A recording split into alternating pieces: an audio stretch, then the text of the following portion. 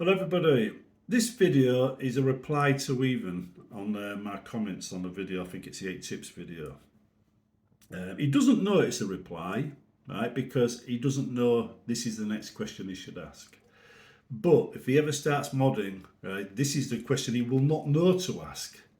So I'm putting it out there and he's going to learn it now. And that question is how to avoid wasting your time when you release a mod. It's all down to your design decisions and what you choose. Now, I've got nothing against SKE. It's a good tool. It serves a purpose. You've just got to recognise that when Bethesda release a patch, it's going to affect your mod for a few weeks and you're going to be on full-time tech support answering people's questions. Why is that mod broken? Because they don't know patches break SKE. Right, so it's just a consequence.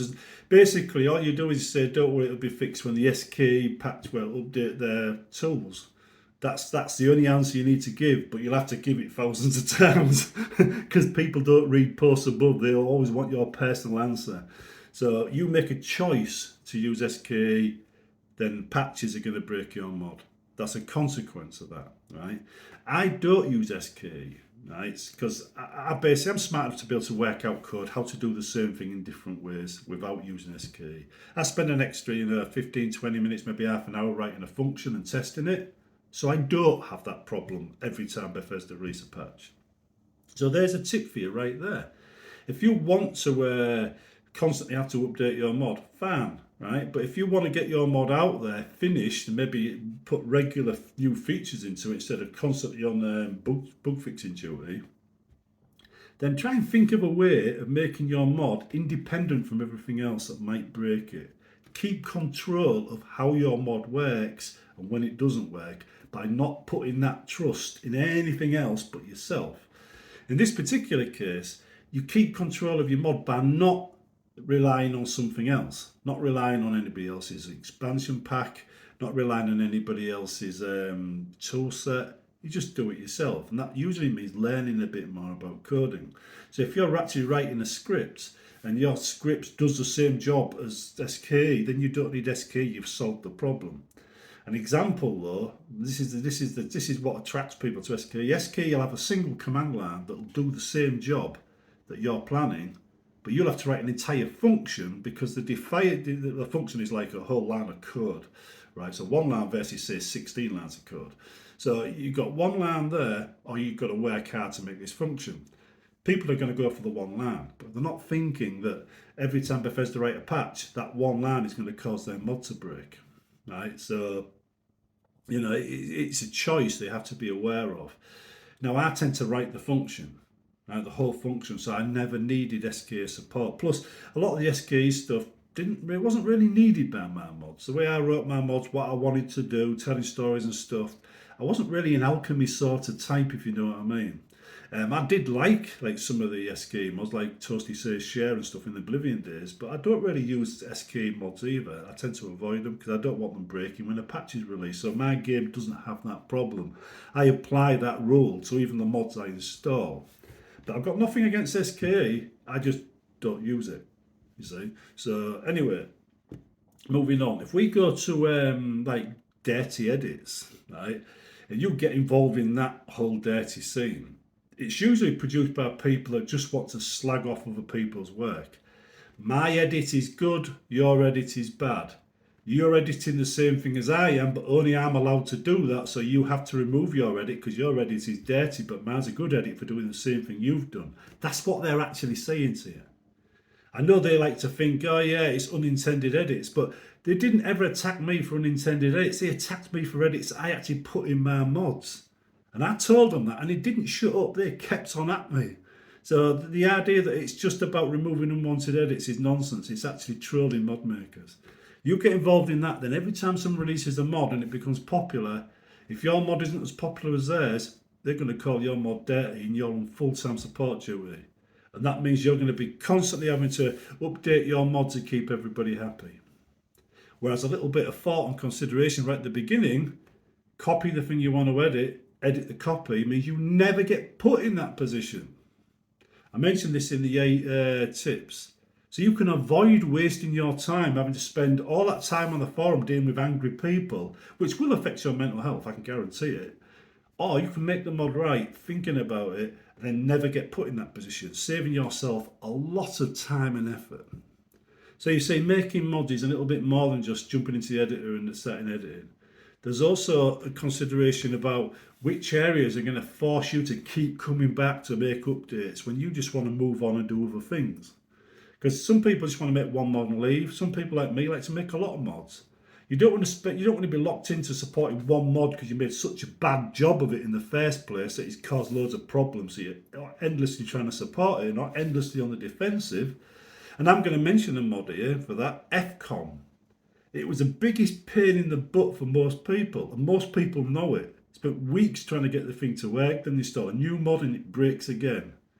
I actually upset the guy who made it by making my serial upgrade overhaul. And I said, if you run that after FCOM, all of FCOM's problems go away. I didn't edit everything. I just made sure that all the areas I edited were properly bug tested, so there was no crashes.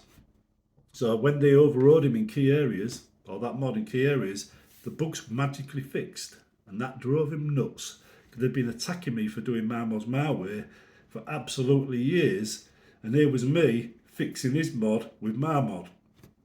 And I wasn't even making the overall for me, I was making a point about, a good mod that does his work correctly and thinks about things. And this is one of them examples. You need to think about what you want to do. Do you want to spend all your time in a forum, either lauding it because you made one mod and trying to sound like the big man and just, taking all the pats on the back while people say your mod broke this, and then you go on the defensive and argue with them over it because you're sick of hearing it? Or do you want to enjoy modding? Modding is its own reward. You can do things with the game nobody else can do. And if you think about the consequences down the line of what you want to do, and you try to make sure you get it right when you're making it, writing that code, that function that takes you 20 minutes could save you months of online support. So suddenly, using that one line of code from SKE doesn't save you much time, it saves you 20 minutes. And then you spend months, years having to work your ass off because of that choice. Me, 20 minutes of code, nothing. I did it right the first time. And this is the point I'm trying to make. When you make your decision to design a mod, make sure you're not making, stupid decisions for things that are just boils down to being lazy, because sometimes going the extra mile saves you running a marathon later. It really is that simple, right? So think about your decisions. If you want to use SK, think, do you really need it? Is there another way of doing these things? And only if the answer is no, use SK. There's nothing wrong with SK, but if you choose to use it, remember there are going to be issues every time Bethesda release a patch, and we're going to go into that now. When Bethesda release a patch, you might see I've made a few videos about anger merchants and hate mongers and stuff. They're usually saying, "Oh, mod apocalypse! Everything's going to break. Everything's going to go bye-byes."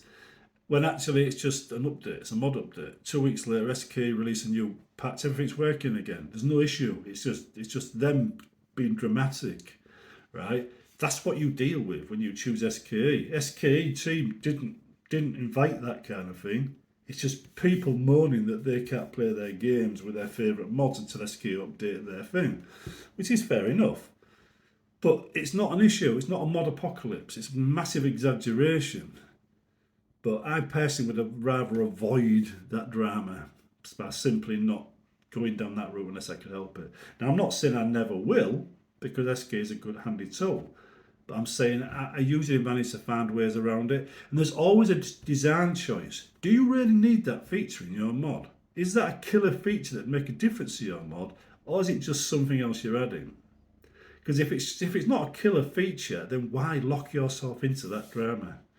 Why make that decision in the first place? Why go down the dirty mod route if you can choose just to make the mod properly? Maybe spend a day or two learning how to do something correctly, and then avoid months and months of arguing with people on forums over bugs, over dirty edits. Sometimes investing in time at the beginning saves you time at the end. See you in the next one. Sorry about the audio because I haven't got the mic on, but I've just finished a 4-day shift and I haven't really got time for much than a quick video at the moment. So anyway, let us know if you have any questions. This is really an answer to Even, as I said. He doesn't know this is an answer to his next question because he's not a modder. But when he becomes a modder, this will be his next question. Anyhow, I'll see you later. And this channel is very much responding to the questions you're asking. So if I can answer the question and make a good video, then I'll make a video about it and I'll explain it in detail. But understand that when I'm actually making these videos, I'm just talking. I'm not deliberately putting out dead accurate information. I'm just talking generally so normal people can understand. When I do tutorials, I will be being deadly accurate. So if you want deadly accurate information, tutorials. And there is a plan in place for these tutorials to add, extra, support, in the text. So there'll be links to downloads and things like that. That's what I'm thinking about. So if you needed to know how to use a script, a video would explain the script, but the script might be included in a link in the description. That kind of thing. So you can then just edit the thing. Now, I learned how to script by editing other people's work.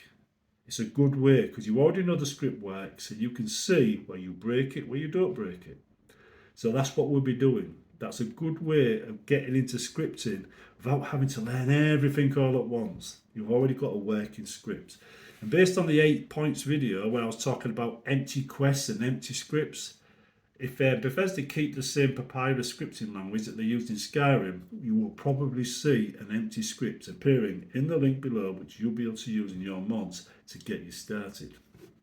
But anyway, this is an ongoing process, going from explaining it to a complete newbie that's thinking about modding, all the way up to experts that know how to mod. Now, once you get past the newbie stage, you'll be pretty much qualified to join in conversations about, modding ideas and things like that. And I would encourage you to do it and not simply be quiet, because you learn more by getting involved in conversations. You learn more by talking to people that know what they're talking about.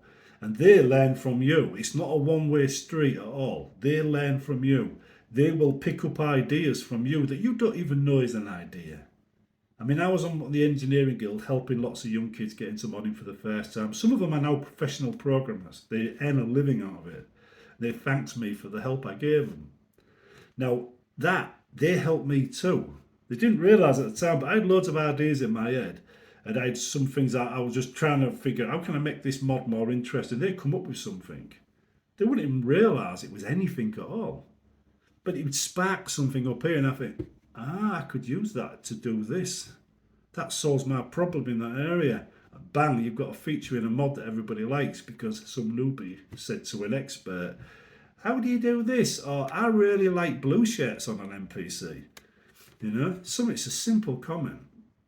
Anyway, if you were one of them young kids on my old forums, in Respawn, Maxstorm or Engineering Guild, I do thank you because I did learn a lot from you guys, believe it or not. I might have been the one teaching everybody this, that and the other, but you also learn when you're teaching. And anybody that says you don't learn when you're teaching is basically being a bit arrogant. Anyway, see you in the next one. And remember, plan your mods out. Try to save yourself time later on by doing it right now.